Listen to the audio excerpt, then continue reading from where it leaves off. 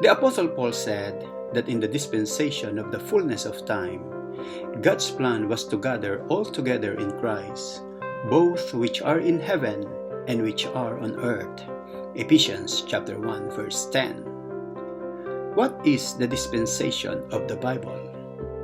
Dispensation is a belief that God has a method of managing His works and purposes toward mankind into different periods of time. It is the divine administration and management toward God's creation. And each dispensation is a divinely appointed age. It is a theological system that recognizes these ages ordained by God to order the affairs of the world. Each dispensation has beginning and ending, just like Paul spoke of the dispensation of grace in Ephesians 3:2 and dispensation of the fullness of time in Ephesians chapter 1 verse 10. The ending of grace is the beginning of the fullness of time. Many Christians saw that God's dealing in different period of time is different from each other. And there are 7 dispensations identified, but some theologians believe there are more. But in this video, we will focus on 7 basic dispensations found in the Bible. The first one is called the dispensation of innocence. It was the period when God created Adam and Eve and placed them at the Garden of Eden, living with perfect harmony with God. Adam and Eve were created in the image of God, and they were innocent of sin. Genesis 1:27. The period of time is from the creation of man to their temptation and fall. Adam and Eve were innocent until they disobeyed God, bringing sin and death into the world. They lost their innocence as they were immediately aware by hiding in shame from God. God's stewards during this period were Adam and Eve. Their responsibilities are mentioned in Genesis 1:16-18, to be fruitful and multiply, to fill the earth and subdue it, have dominion over the fish of the sea, over the birds of the air, and over every living thing that moves on the earth. And also in Genesis 2:15-17, to take care of the garden, to eat every tree except the tree of the knowledge of good and evil, for in the day that they eat this forbidden fruit, they shall die. Man's response was disobedience. Instead of obeying God's commandment, they obeyed the voice of the serpent. Genesis 3:1-6. Consequently, God's judgment of curse and death were pronounced, including expulsion from the garden. The serpent was cursed, and the woman was punished with great sorrow and pain in conception. The ground was cursed with thorns and thistles, and the man should work hard for his food all the days of his life. God also said, "For you are dust, and you will return to dust." The end of this period was a failure. But the grace of God was there. He showed mercy by killing an animal to cover over their sin, an atonement. It shows that only God can provide solution to man's problem of sin. Also, new chance was given to human beings, and the promise of Redeemer was prophesied in Genesis 3:15.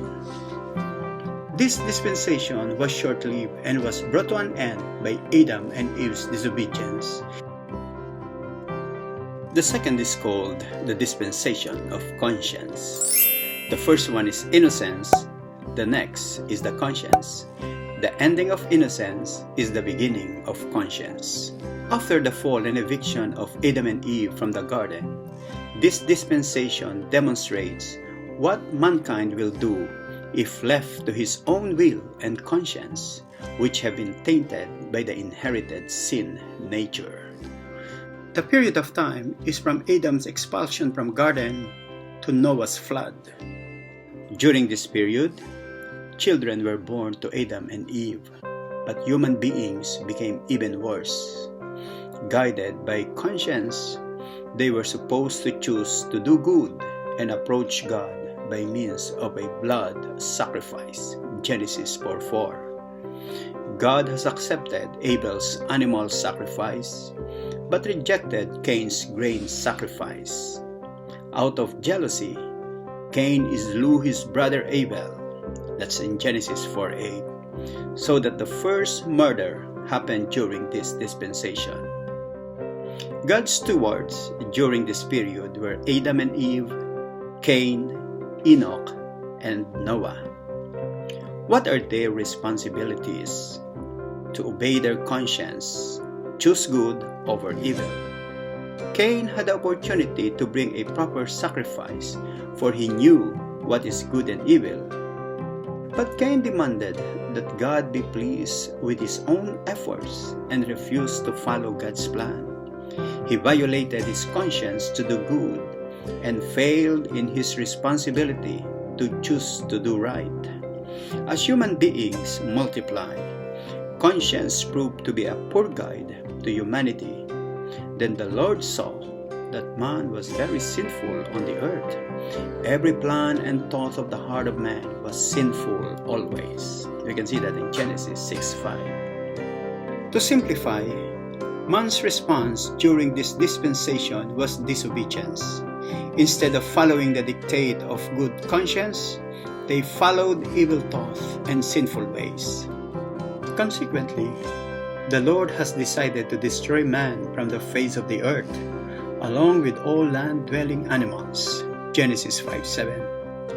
But Noah found grace from God, and he warned his contemporaries for 120 years as he built the ark. At the end, God brought a flood upon the world of the ungodly. He rescued only 8 people. The end of this period was a failure. But the grace of God was there. After the flood, God saved 8 people, Noah and his wife, his 3 sons, and their wives. God made a covenant between him and man. It is a promise made by God to the human race never again to destroy the world with a flood. The appearance of the rainbow shall be for the sign of this covenant. Genesis 9:11-13. This dispensation lasted approximately 1,000 years from the time of Adam and Eve's eviction from the garden until the flood. The third is called the dispensation of human government. The first is innocence, the second is conscience, the third is human government.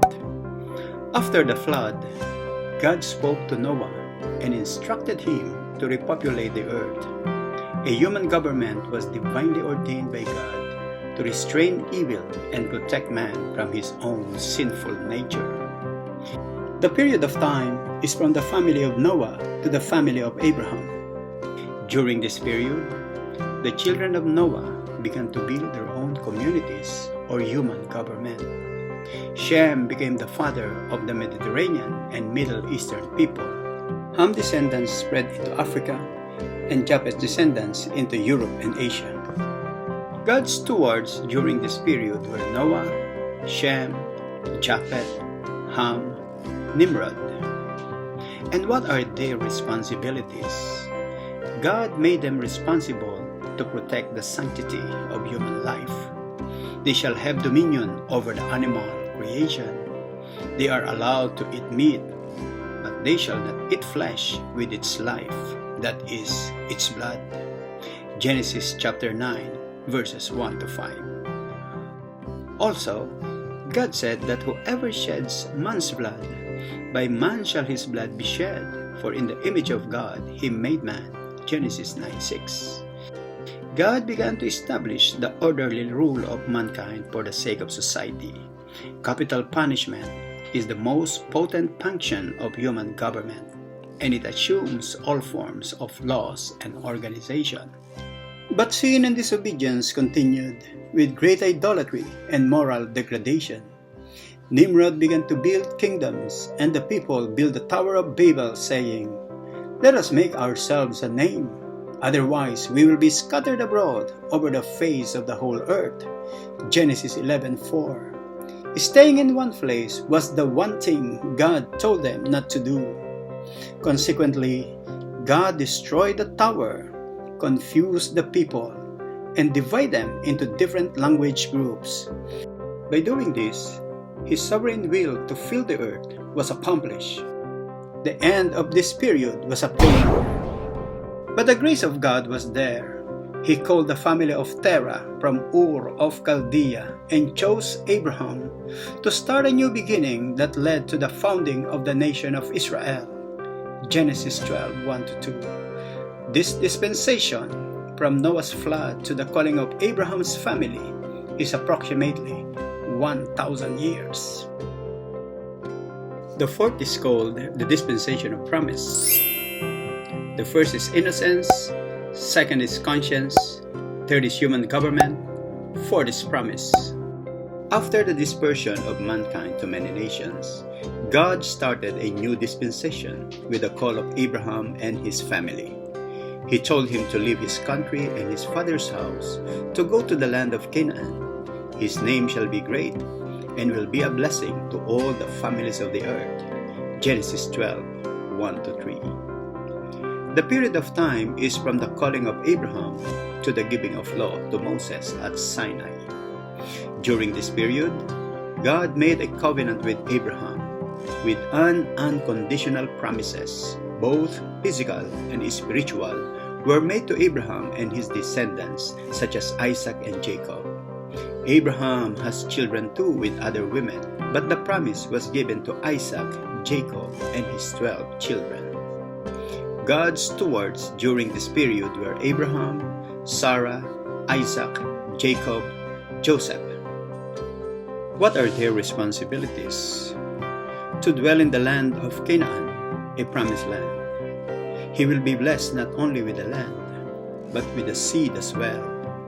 But Abraham listened to his wife Sarah's plan, and Ishmael was born with Hagar. He went to Egypt when there was famine in the land, sign of lack of faith to God's promise to dwell in the land. He deceived others about his wife by telling them that she was his sister.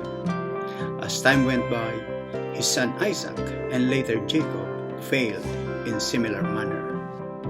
Jacob and his children were faced with a test. Would they believe the promise God gave to Abraham to protect, bless, and guide them in the land of Canaan?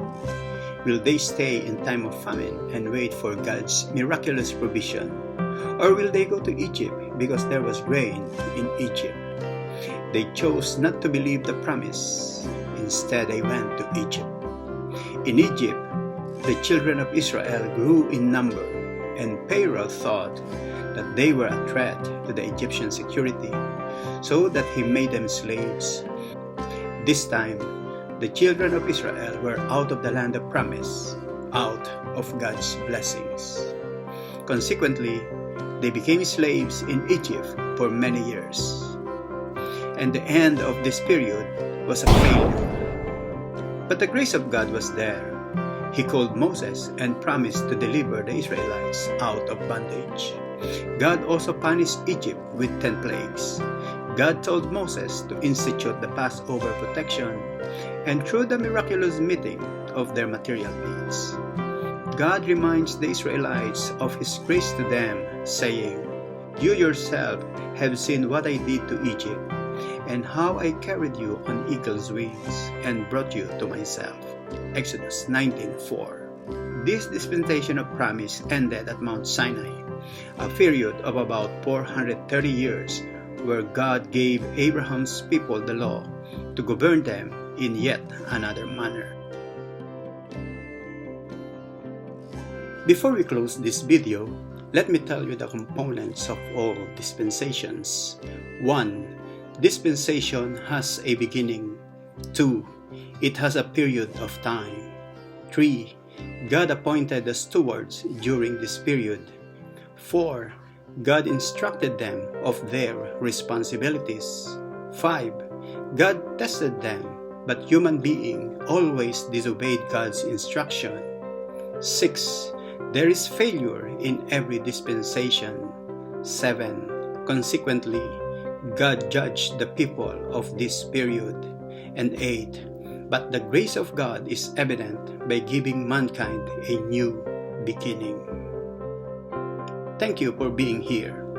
Please subscribe and like this video. Be safe and God bless.